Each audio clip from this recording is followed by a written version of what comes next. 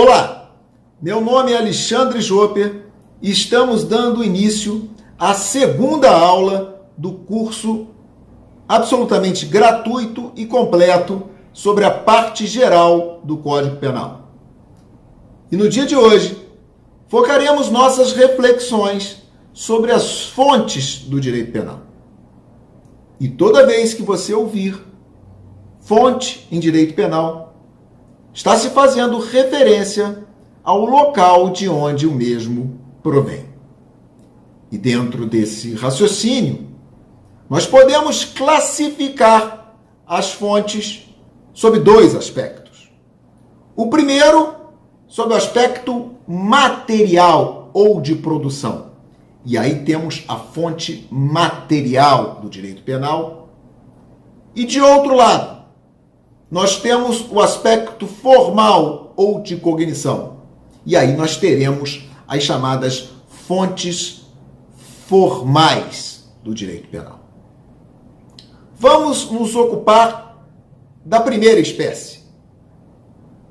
Ora, quando se falar em fonte material, está se fazendo alusão ao órgão encarregado de elaborar o direito penal.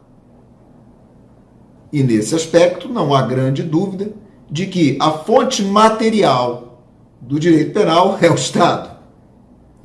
No caso específico do Brasil, segundo nos fala o artigo 22, inciso 1 de nossa lei maior, compete à União legislar sobre o direito penal.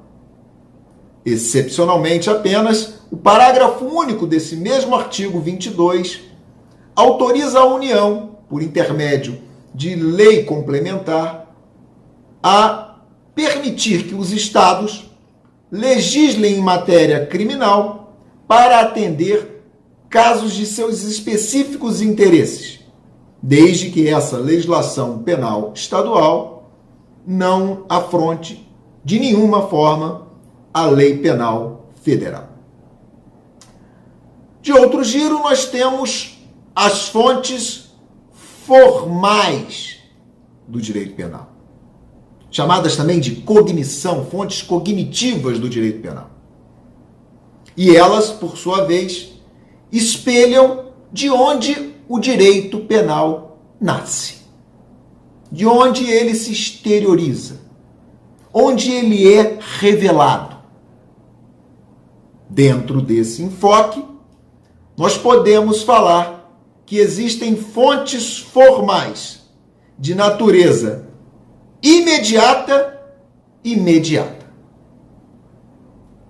A fonte formal imediata, primária do direito penal é a lei. Já as fontes formais mediatas ou secundárias são os costumes, os princípios gerais do direito e, como terceira modalidade de fonte formal mediata, em algumas situações, temos a jurisprudência. Mas vamos nos ocupar num primeiro momento com a fonte formal imediata do direito penal, que é a lei. E a razão pela qual se fala que a lei é a única fonte formal imediata é muito simples. Isso porque, por força do princípio da reserva legal, constante logo do artigo 1º do Código, somente ela, somente a lei, pode definir crimes e cominar as respectivas penas. Não é por outra razão que restou consagrada na doutrina uma célebre frase no sentido de que somente a lei é apta a abrir as portas da prisão, na medida em que esta figura como única fonte formal imediata. Mas atenção, meus queridos amigos e amigas. Atenção. Quando se fala que a lei é a única fonte formal e imediata, nós estamos fazendo referência não só à lei em sentido estrito, aquela que, obedecendo os trâmites constitucionais, segue pelo Congresso e é culminada com a sanção do presidente da República e publicada no Diário Oficial da União. Estamos fazendo referência não só a essa lei de natureza infraconstitucional, como também estamos incluindo na relação de fonte imediata formal a própria Constituição, a nossa lei maior. Sim, a Constituição também está incluída como fonte formal imediata. Por quê? Porque apesar da Constituição não conter em nenhum dos seus artigos um dispositivo que comine, que descreva um crime e comine pena, ela, em diversos momentos, ela dispõe do que se convencionou chamar de mandados de criminalização. E o que seriam esses mandados de criminalização? Seriam comandos em que o Constituinte estabelece um patamar mínimo de disciplina criminalizante, abaixo do qual não poderá circundar o legislador infraconstitucional. É como se a Constituição estabelecesse naquele assunto um piso. Abaixo disso, o legislador infraconstitucional não pode caminhar. Exemplos desses chamados mandados de criminalização são encontrados logo no artigo 5º da Constituição, precisamente nos incisos 42, 43 e 44. O inciso 42 determina que o crime de racismo é imprescritível e deve ser sujeito à pena de reclusão. O inciso 43, por sua vez, determina que são insuscetíveis de graça e de anistia os crimes de tortura, de terrorismo, de tráfico de entorpecentes e drogas afins e aqueles considerados como hediondos. Já o inciso 44 também considera imprescritível a ação de grupos armados, civis ou militares contra a ordem constitucional e o Estado democrático. Também, como exemplos, podemos citar o artigo 7º, inciso 10 da Constituição, que criminaliza a retenção dolosa do salário do trabalhador.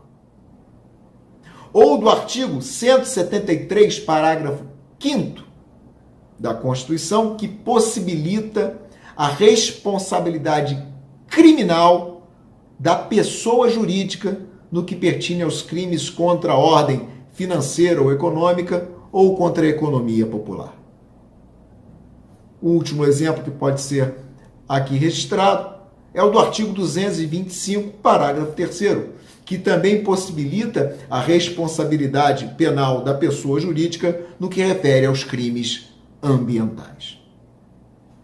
Enfim, o que eu quero que você assimile com muita clareza é de que a Constituição também funciona como lei que é, como fonte formal imediata. Ainda discorrendo sobre a lei penal, como fonte formal imediata que é, nós não podemos perder de vista que esta não se confunde com a chamada norma penal. Qual seria, então, a diferença entre lei penal e norma penal? Desde logo é importante se afirmar, para estabelecer essa diferenciação, que a norma penal está contida na lei penal. Ou seja, a norma penal é o mandamento imperativo embutido, implícito na lei penal. A lei penal é aquela que descreve a conduta proibida e respectiva sanção. Podemos blasonar aqui como exemplo o artigo 121, que descreve em seu caput o homicídio simples, matar alguém. Pena, reclusão de 6 a 20 anos. Essa é a lei penal. Se você analisar bem esse artigo, você perceberá que por trás dele há um comando, há uma ordem. Na medida em que, se o ordenamento diz que quem matar alguém estará sujeito a uma pena de 6 a 20 anos, automaticamente está se passando um recado para todos. Um comando: não matarás. Essa é a norma penal. Pegamos o furto como outro exemplo, cuja descrição típica do artigo 155 é subtrair para si ou para outrem coisa alheia móvel. Pena, reclusão de 1 a 4 anos e multa. Essa é a lei penal. O que por trás está do artigo 155? Uma ordem: não furtarás. De sorte que, resumindo essa diferenciação, nós podemos afirmar que, enquanto a norma penal cria o mandamento proibitivo, a lei penal cria o crime. Uma vez fixada a premissa de que a lei é a única fonte formal imediata, uma vez assentada a sua diferença para a norma penal, chegada é a hora de classificarmos as leis penais. E dentro dessa missão, podemos desde logo afirmar que duas são as suas espécies. De um lado, nós temos as leis penais incriminadoras. De outro, as leis penais não incriminadoras. Em que consistem as primeiras? As leis penais incriminadoras são as leis penais por excelência. Ou seja, que contém em seu preceito primário a conduta proibida e em seu preceito secundário a respectiva e consequente sanção. E nós temos leis penais incriminadoras que tutelam os mais variados bens jurídicos. O homicídio no artigo 121, o artigo 157 que trata do roubo, o artigo 168 que trata da apropriação indébita, o artigo 250 que incrimina um incêndio, o artigo 312 que versa sobre o crime de peculato. Mas atente para um detalhe. De pouco valeria essa extensa gama de leis penais incriminadoras se o legislador não tivesse o cuidado de elaborar uma relação de leis que viabilizasse a aplicação das primeiras. De modo que é imprescindível, antes mesmo de se falar em leis penais incriminadoras, que se estabeleça, por exemplo, qual é a eficácia dessa lei penal incriminadora no tempo? Até onde ela vai no espaço? Quais são os requisitos constitutivos do crime? Quais são as situações em que o caráter criminoso do fato é excluído porque o indivíduo comete uma ação justificada ou permitida? Em que situações o indivíduo é isento de pena? Quais são os critérios que devem nortear o julgador na fixação da resposta penal? Quais são os prazos de prescrição penal? Enfim, todas essas questões prévias que viabilizam a aplicabilidade das leis penais incriminadoras, todas essas leis são chamadas leis penais não incriminadoras, que podem ter duas espécies. De um lado, as leis penais não incriminadoras permissivas. Do outro, as leis penais não incriminadoras de natureza meramente explicativa. E o que seriam leis penais não incriminadoras permissivas?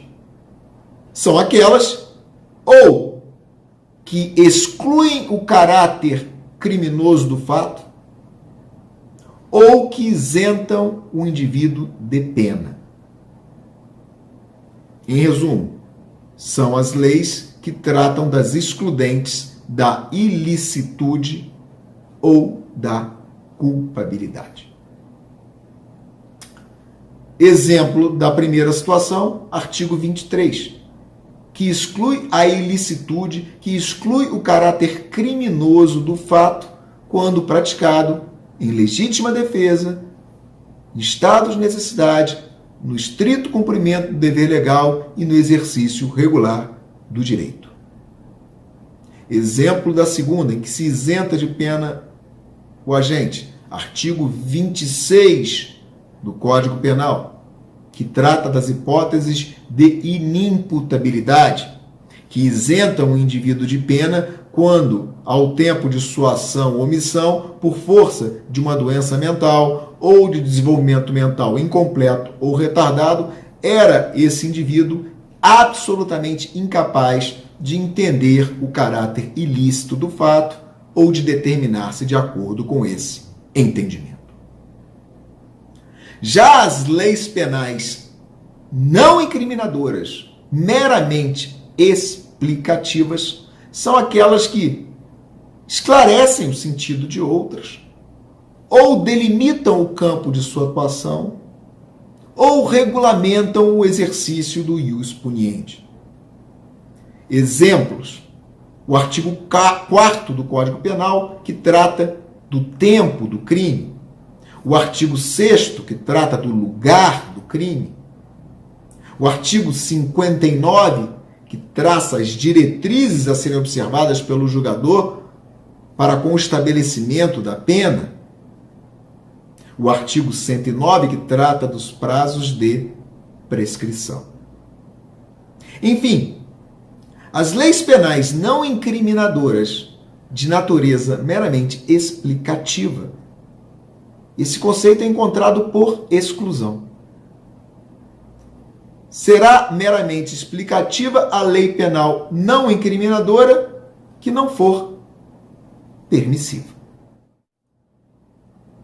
Solidificada essa classificação, você pode ter a falsa impressão de que as leis penais incriminadoras se encontram na parte especial, ou seja, do artigo 121 para frente, ao passo que as leis penais não incriminadoras estariam na parte geral do Código, do artigo 1º ao 120. A bem da verdade, não se trata de um raciocínio totalmente errado,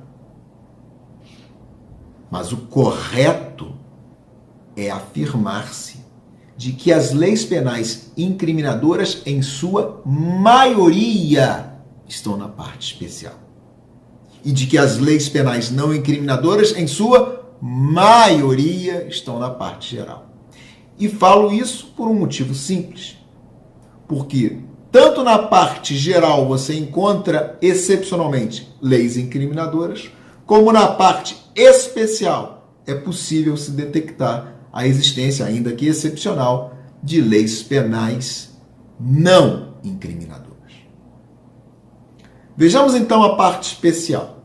A maioria dessa parte especial é composta por leis penais incriminadoras. Porém, vejamos o artigo 128. O artigo 128, que é ligado à disciplina do crime de aborto. O artigo 128, vou ler para os senhores e senhoras, ele tem a seguinte redação: não se pune o aborto praticado por médico, inciso 1, se não há outro meio de salvar a vida da gestante. Inciso 2, se a gravidez resulta de estupro e o aborto é precedido de consentimento da gestante ou, quando incapaz, de seu representante legal. Pois bem, esse artigo 128 trata de alguma conduta proibida com respectiva pena? Absolutamente não. Não se trata, portanto, de lei penal incriminadora. Muito pelo contrário.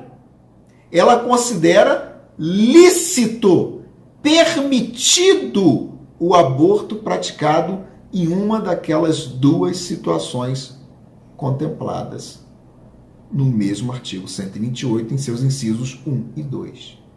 De sorte que este artigo 128 contempla exemplo de uma lei penal não incriminadora, de natureza permissiva, constante da parte especial.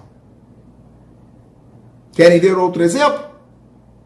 Pois bem, nós temos o crime de peculato, que é praticado por funcionário público, ou seja, o tipo penal do artigo 312 do Código Penal exige uma capacidade especial do sujeito ativo ser funcionário público. Ora, mas qual é o conceito de funcionário público para fins penais? Para evitar qualquer incerteza a respeito, o artigo 327 do Código Penal esclarece a questão nos seguintes termos: considera-se funcionário público para efeitos penais quem, embora transitoriamente ou sem remuneração, exerce cargo, emprego ou função pública. E o parágrafo 1º arremata o tema, dizendo: equipara-se a funcionário público quem exerce cargo, emprego ou função em entidade paraestatal e quem trabalha para empresa prestadora de serviço contratada ou conveniada para execução de atividade típica da administração pública. Ora, analisando o artigo 327, você identifica alguma lei penal incriminadora? Não. Nós estamos aqui diante de um exemplo, o artigo 327, de lei penal não incriminadora de natureza explicativa, constante da parte especial. De outra banda, você encontra na parte geral do Código leis penais incriminadoras. Como exemplo, podemos citar o artigo 14, combinado com o parágrafo único deste, que estende a punição do crime na modalidade tentada com a mesma pena do crime consumado, reduzida de 1 a 2/3.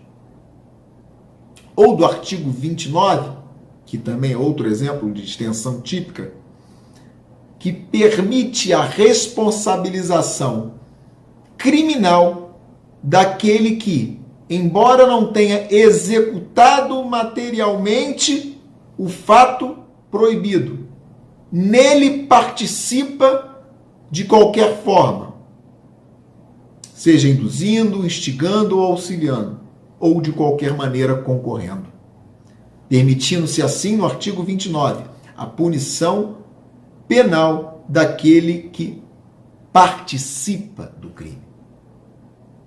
2 exemplos de leis penais incriminadoras que, contudo, estão assentadas na nossa parte geral.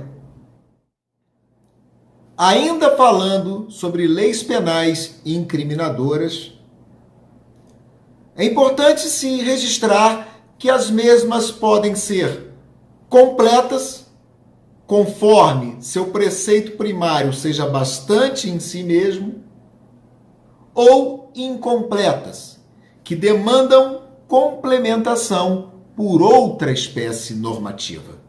E neste segundo caso, nós teremos a chamada Lei Penal em Branco, que será objeto da próxima aula.